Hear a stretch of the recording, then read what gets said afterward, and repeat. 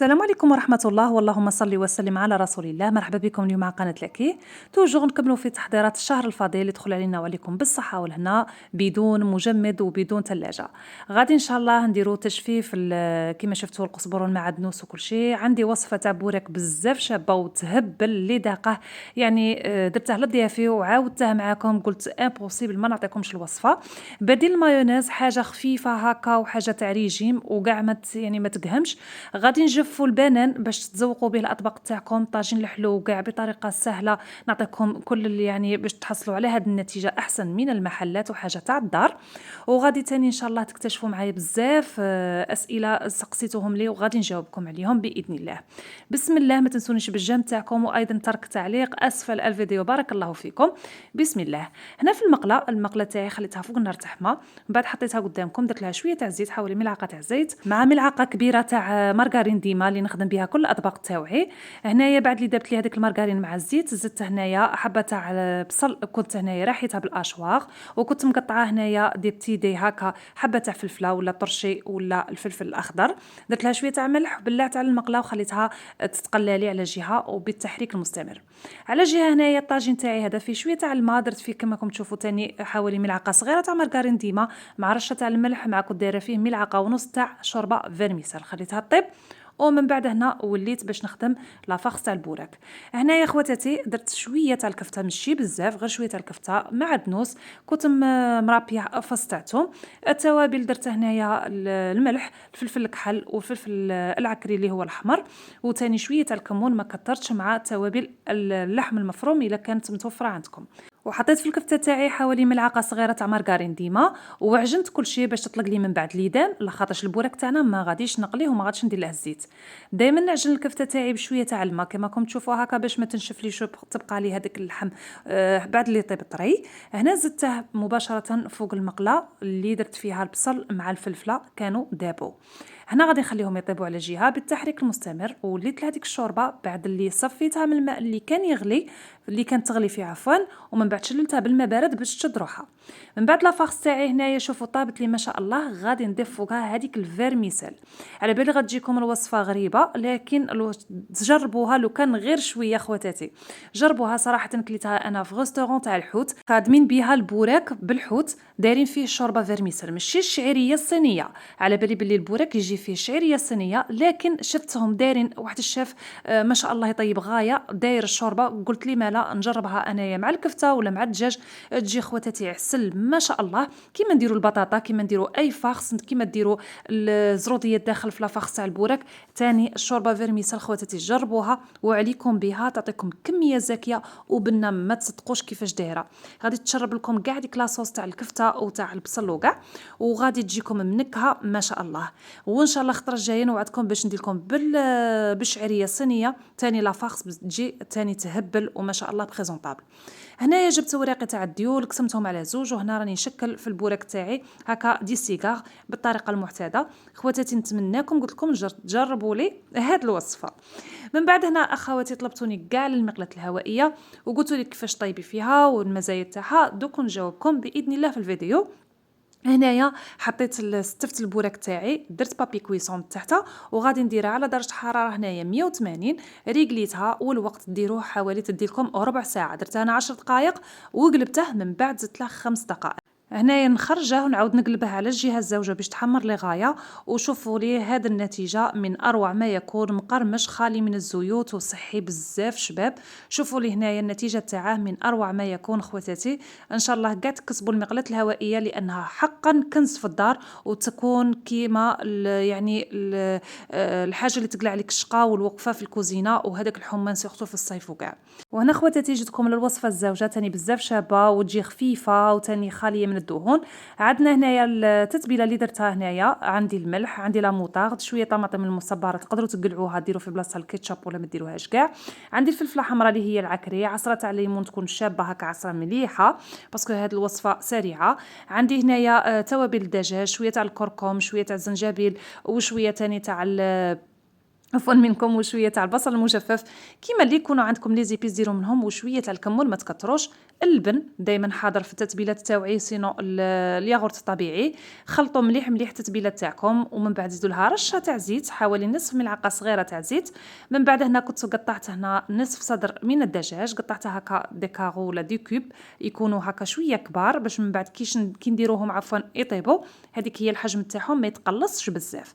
دائما ديروا حسابكم باللي كي ديروا لي كوب تاع الدجاج ما ديروهمش صغار بزاف. من بعد رشه تاع زعتره كما راكم تشوفوا، خلطت كل شيء وكانت تتبيله سريعه ويطيب لكم الزبده ما شاء الله. هنا خواتاتي غادي نخليها غير واحد 2 دقائق ولا. من بعد هنايا فوت لي المقله الهوائيه مادامها حاميه، غادي نغتنم الفرصه، حطيت فيها كانوا عندي 2 حبات تاع الفلفله و2 قرون تاع الحار كما شفتوا، طليتهم غير بشويه تاع الزيت هكا، رشه تاع الزيت ومسحتهم بها ودخلتهم في المقله الهوائيه، درتهم على درجه حراره 200، تخلوهم يعني يطيبوا. غادي تسمعوهم هكا يطرطقوا كل شيء. شوفوا ما شاء الله، شوفوا الفلفله في المقله الهوائيه من اروع ما يكون، تقلع عليكم داك الحمان هذاك الصهد وكريحتها ما تجيناش كيما هذيك اللي نشووها وكل شيء، بصح صحيه ما تضركش ميم با كي تاكليها. شوفوا ما شاء الله عليها، يعني من اروع الوصفات يعني، ولا من اروع الصوالح اللي ديروهم في المقلات الهوائيه ويقلعوا لكم الشقه. تدمريها في المقلاة الهوائيه وصاي تنسيها، غادي تصوني لك وتجبديها. شوفوا غادي ما ديريها في كيس بلاستيكي، ما تحوسي ديريها في بورت مونجي ني والو، غادي هكا تتقشر لك، ما ديري الماء ما والو. من اروع ما يكون خواتاتي. قلت لكم نعاود نكرر لكم، المقلاة الهوائيه ولات حاجه ضروريه اللي تنجم تشريها غير تشريها خواتاتي، وهكا تنقص التعب على روحها. هنايا خواتاتي درت لها غير مع هكا شويه طوماطيس، فلوقه تاع طوماطيس، وغادي ندير لها غير الملح وزيت الزيتون هكا، ومن بعد نقطعها بالشكل الطولي وناكلوها. ومن على جهه خواتاتي جيت نشارككم بالمقلاة الهوائيه هذه سيلفر كريست الاير فراير، هذه اللي تنقص عليكم 80% من الزيت. هذا الاير فراير راهي جديده اخواتي في السوق، وتاني فيها اكثر من 8 برامج للطبخ، وتقدري تعدلي عليها كيما بغيتي. وفيها 3 خواص، فيها خاصيه الفرن، وفيها خاصيه الميكرووند، وفيها خاصيه تجفيف الفواكه. هاد المقلة الهوائية ولا الاير فراير سيرفر كراست فيها 3 في 1، 3 زونا، تخدم لكم قلت لكم فوق وميكرووند وتجفيف الفواكه والخضار اللي بغيتوها بدون ما توشي لكم في السعرات الحراريه تاعهم. السله تاعها كما راكم تشوفوا واسعه، وفيها هاد لاغري ولا هاد الشباك المثبت بهاد لي جوان سيليكون اللي يخلوه ثابت، كاع كي تهزوا السله تاعكم ما يتحركش من بلاصته. وثاني يعني القوه تاعها راهي كبيره، طيب لكم الماكله في وقت وجيز جدا. للطلب اخواتي اتصلوا بهذا الرقم اللي يظهر عندكم عبر الشاشه، وثاني التوصيل راه 58 ولايه اخواتي، والسعر تاعها داير 2,550,000 الف، وفيها ضمان لسنتين. شوفوا هنايا السيلفر كريست راهي غنيه على التعريف، اللي تبغي تطلبها نقولها بصحتك غادي ديري حاجه شابه بزاف في كوزينتك وتعاونك. من بعد هنايا اخواتي جيتكم بالوصفه، شتوني حطيت هذاك صدور الدجاج ولا صدر الدجاج، خليتها غير 2 دقائق ولا 3. من بعد هنايا كنت مقطعه الفلفله كيما هكا مربعات، تقدروا ديروا البصل ولا الطوماطيس وتدخلوهم هنا في السفود، وهكا السفود يكون خشبي ولا تاع حديد يكون عندكم صغير ولا اللي كاين. هنايا شوفوا خواتاتي درتهم هكا اسياخ، ندخلهم يطيبوا هنايا وندير لهم برنامج تاع الدجاج، كاين تاع الكروفيت، كاين تاع الحوت، كاين يعني كل البرامج راهي موضحه لكم في المقلاة الهوائيه. ريكليتها هنايا وخليتها يطيب، ومن بعد فقط نقلبه مره لانها غادي تسينيالي لكم تقول لكم قلبوا الاكله تاعكم. من بعد هنا جيتكم لبديل المايونيز اللي جايه صوص خفيفه تاع ريجيم، ما تضركم ما والو، وتاكلوا منها ما تاكلوا، تفتح لكم الشهيه. عندنا عفوا علبه تاع ياغورت طبيعي، فص تاع توم ترابوه رقيق، سينو كلشي غادي تميكسوه مع بعضه. وهنا شويه تاع معدنوس، شويه تاع الملح، وتخلطوا كلشي مع بعضه بلا ما تنسوا هذيك العصره تاع الليمون كل وحده وقداش تبغي الليم في هاد الصلصه اللي درتها لكم. هذه كيما الصوص توميه، لكنها حنا نسموها بديل المايونيز باسكو خفيفه على المعده، وثاني تعطيكم هذاك النفس الطيب للاكل. هنا اخواتي حطيتها هكا في الطبسي باش ندريسي الطبسي تاعي، حاجه سامبل ويعني شابه. هنا بالنسبه للحم اللي دخلته يطيب ولا الدجاج، هنا خليته يطيب حوالي 5 دقائق، عاود خرجته درت له رشه تاع زيت فقط. هنا الا تبغي دير زيت زيتون دير له، وعاود خليته هنا يكمل الطهي تاعه، كان 20 دقيقه كان واجد. ومن بعد هنا شوفوا لي هذا يعني اللون الشباب الموحد مقاد مشوي وما شاء الله عليه صحي، سورتو صحي. هنا الأخوات اللي عندهم المصران، الأخوات ولا حتى الإخوة اللي يديروا سبور، اللي راهي دايره ريجيم، رمضان ما تاكلوش بزاف الزيت، نقصوا على رواحنا. انا ما نكذبش عليكم، هكا ونخدم بالزيت. هنايا هذه هي الاطباق تاعي اللي حضرتها، وغادي نزيد نشارككم كيفاش تقلوا البطاطا في المقلاة الهوائيه.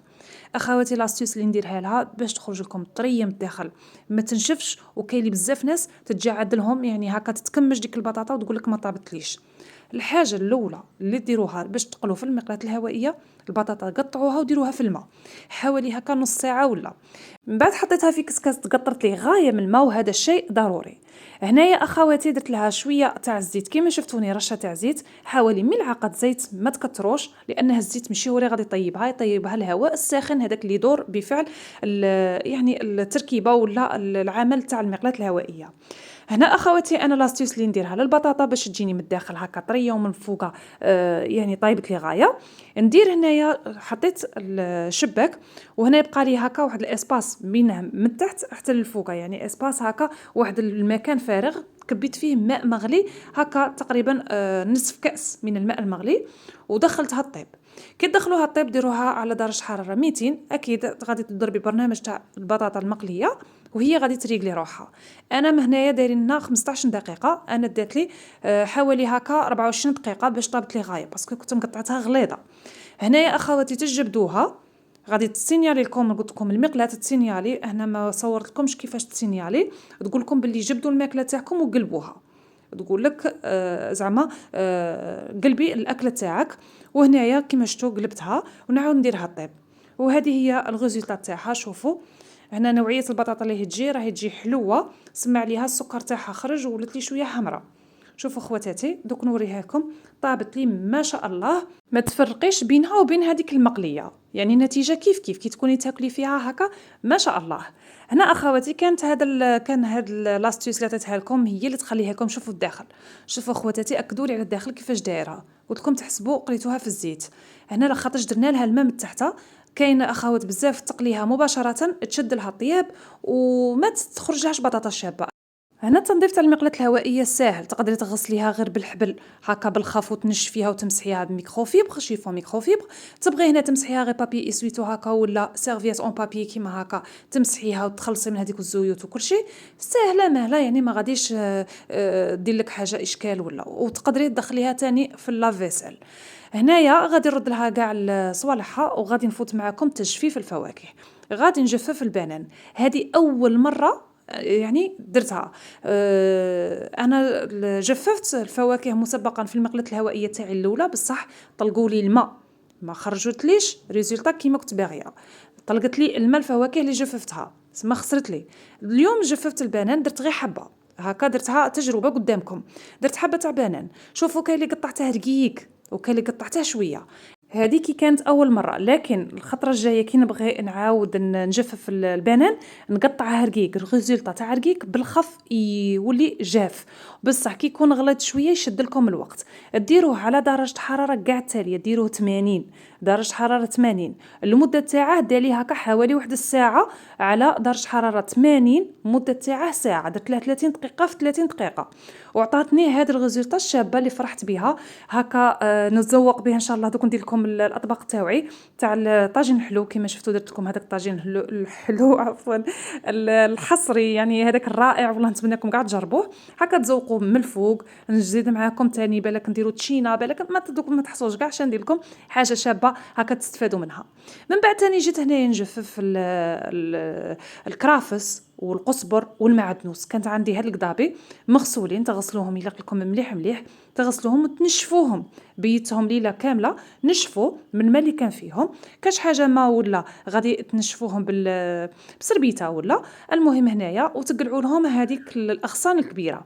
بالنسبه للكرافس الاغصان الكبيره تاعها غادي نديرها في نحفظها في بورصه ونستعملها استعمال تاوعي في الاكل تاعي. بصح هنايا الاخرين غادي نخليهم كيما هكا، ندخلهم في المقلاة الهوائيه باش نشف كل شيء هكا. خواتاتي تعرفوني بلي القزبر المعدنوس هاد الصوالح ما نديرهمش الكونجيلاتور لا خاطرش البنه تاعهم تروح. انا عندي طريقه تاع تحتفظوا بهم في الزيت كيما شفتوا درتها لكم. هذيك الطريقة مليار بالمية ناجحة. تقدروا ديروهم في القارورة تاع الماء اللي هذيك تاني مليون بالمية ناجحة، تشد لكم حتى لسيمانتين ما يخسروا ما يتعفنوا ما والو. وهذه الطريقة اللي يشد لكم حتى 3 شهور 4 شهور لاخاطش راه مجفف. هنا خواتاتي درته تحت كما شفتوا في السله تاع المقلاة الهوائيه، وهكا زيرت عليه بهذاك الشباك. درته على درجه حراره 80 درجة. دائما كي تجفوا الحاجة تكون في الدرجة التالية كاع. وخليته هنايا حوالي هكا 20 دقيقة ولا، وعاود كي تسينالي لكم المقلاة تخرجوه قلبته، وعاود هنايا هكا حوالي دالي واحد 40 دقيقة ولا كان واجد. شوفوا معايا هنايا راني هكا نحاول هكا نديره بين يدي هكا، نحته كاع من هذوك الاغصان. كاين الاغصان اللي تجفت غايه، وكاين اللي كانت كبيره بزاف ما تجفتش قلعتها. وهذه هي النتيجه تاعها. شوفوا اللون تاعها كيفاش قاعد خضر. وهذه الخلطه تاع القزبر مع الدنوس والكرافس تحطوها في الشوربه، تحطوها في حريره، تحطوها في كاع في اي هكا عقده تكونوا دارينها ولا درسه ولا حاجه. شوفوا بزاف شابه هذيك الكونتيتي كاع. شوفوا شحال عطاتني باسكو حاجه مجففه.